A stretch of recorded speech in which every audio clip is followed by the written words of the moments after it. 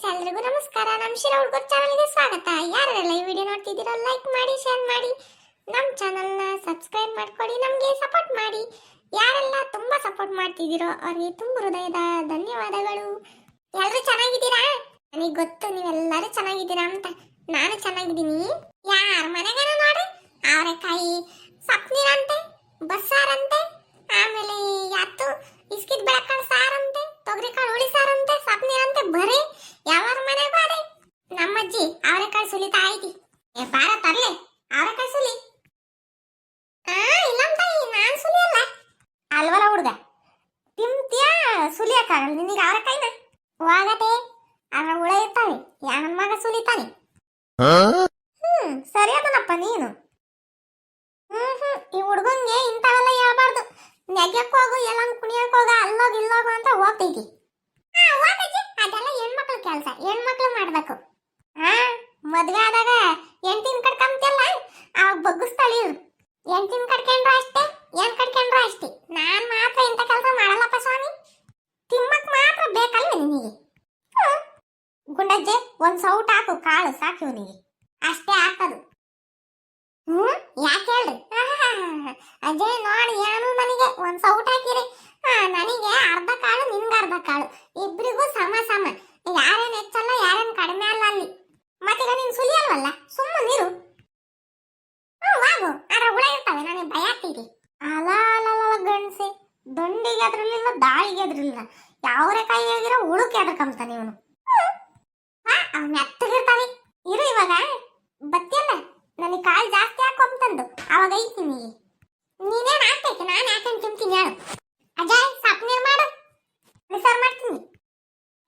ಹುಳಿಸಾರು ಮಾಡಿ ನೋಡ ಅಷ್ಟೇ. ಮೊನ್ನೆ ಬೆಂಡೆಕಾಯಿ ಹುಳಿ, ಅವತ್ತೊಂದಿನ ತೊಗರಿಕಾಳು ಹುಳಿಸಾರು ಮಾಡಿದ್ದ, ಇನ್ನೊಂದಿನ ಮೂಲಂಗಿ ಹುಳಿ ಮಾಡಿದ್ದ. ಬರೀ ಹುಳಿಸಾರು ತಿನ್ ತಿನ್ ತಿನ್ ಬಾಯೆಲ್ಲ ಕೆಟ್ಟೈತಿ. ಸಪ್ನೀರನ್ನ ಮಾಡಿದೆ.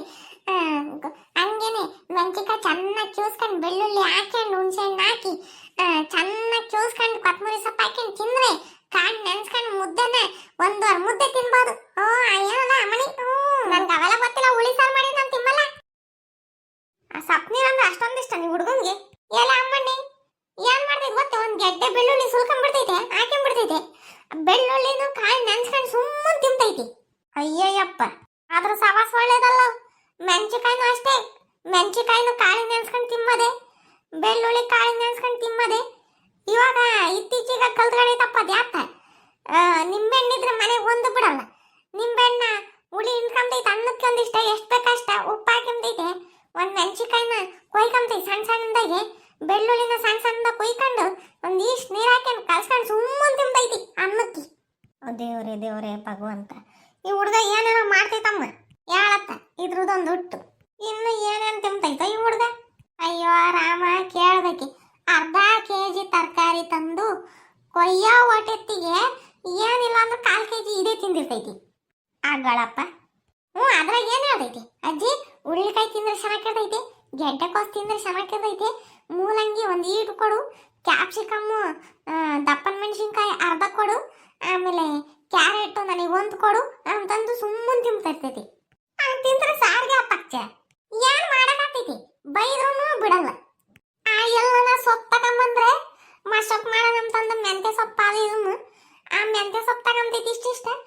ಮೆಂತ್ಯ ಸೊಪ್ಪು, ಕಾಯಿ, ಟೊಮೆಟೊ ಹಣ್ಣು, ಈರುಳ್ಳಿ, ಒಂದು ಬೆಳ್ಳುಳ್ಳಿ ಸುಮ್ಮನೆ ಹಾಕೊಂಡು ಅಗಿತೈತಿ. ರಾಮ ಭಗವಂತ, ಹುಡುಗಂಗೆ ಏನಾಗೈತಿ? ಎಲ್ಲ ಕಾಡ ಬಿಡ್ಬೇಕಿತ್ತು, ಇಲ್ಲಿ ಹುಟ್ಟೈತತ್ತ.